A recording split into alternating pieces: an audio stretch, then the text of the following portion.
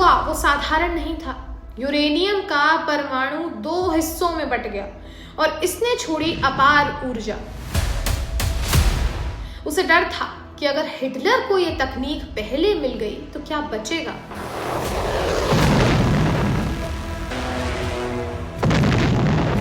इस प्रोजेक्ट की साइट्स थी ओक रिज, जहां यूरेनियम को समृद्ध किया गया, लॉस एलमोस, जहां बम की संरचना बनी। 2 डिजाइन्स बनाए गए, लिटिल बॉय जो कि था एक सरल डिजाइन लेकिन यूरेनियम आधारित, और फैट मैन जो कि जटिल प्लूटोनियम आधारित था। अब मैं मृत्यु बन गया हूं, लोगों का संहारक।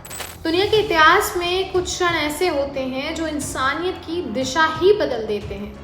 1938 में एक ऐसा ही क्षण आया जब परमाणु के भीतर छिपी ऊर्जा को पहली बार इंसान ने पहचाना, और इसके साथ ही खुल गया एक ऐसा रास्ता जो ज्ञान से लेकर विनाश तक ले जाता है।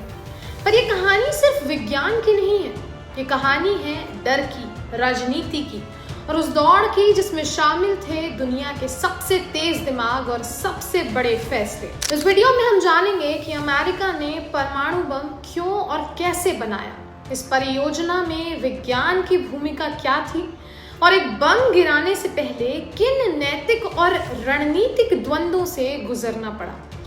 1938 जर्मनी की एक प्रयोगशाला में ऑटो हॉर्न और फ्रिट्ज स्ट्रासमैन एक साधारण सा रिएक्शन कर रहे थे, लेकिन उस दिन जो हुआ वो साधारण नहीं था।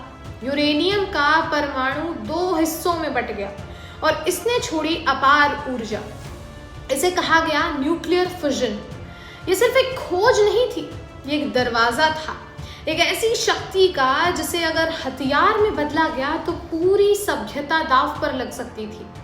इस शक्ति को सबसे पहले खतरे के रूप में देखा लियो सिजलार्ड ने, एक यहूदी वैज्ञानिक जो नाजी जर्मनी से भागकर अमेरिका आया था। उसे डर था कि अगर हिटलर को यह तकनीक पहले मिल गई तो क्या बचेगा।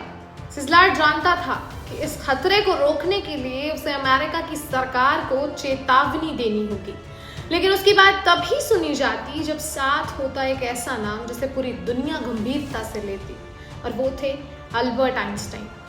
आइंस्टीन को समझाने में देर नहीं लगी और फिर एक ऐतिहासिक चिट्ठी तैयार हुई जिसमें साफ लिखा गया कि जर्मनी एक परमाणु बम पर काम कर सकता है और अमेरिका को तुरंत कदम उठाने चाहिए।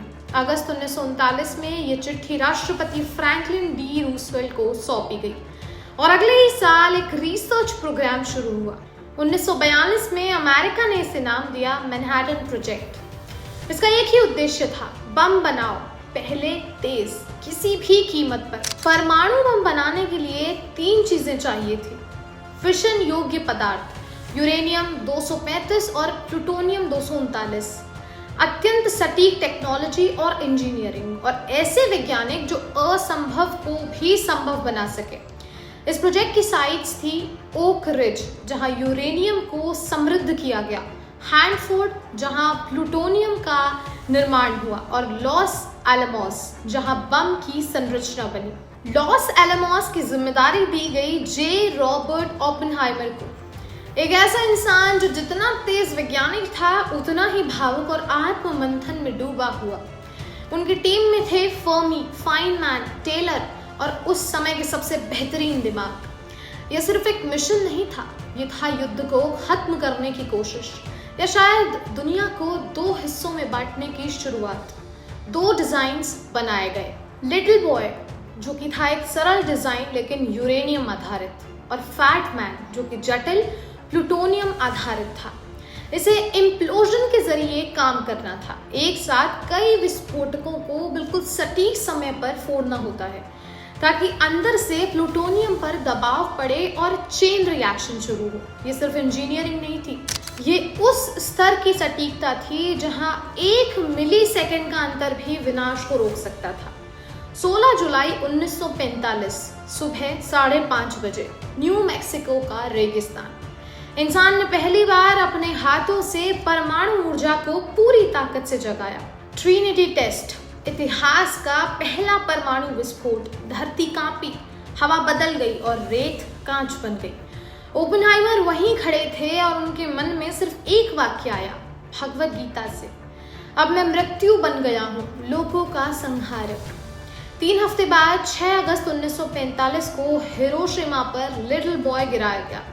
9 अगस्त को नागासाकी पर फैट मैन।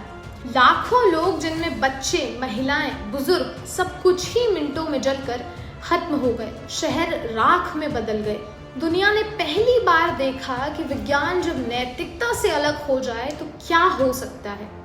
1949 सोवियत संघ ने भी अपना परमाणु परीक्षण कर लिया और फिर शुरू हुआ शीत युद्ध, न सिर्फ हथियारों का बल्कि विचारधाराओं का भी।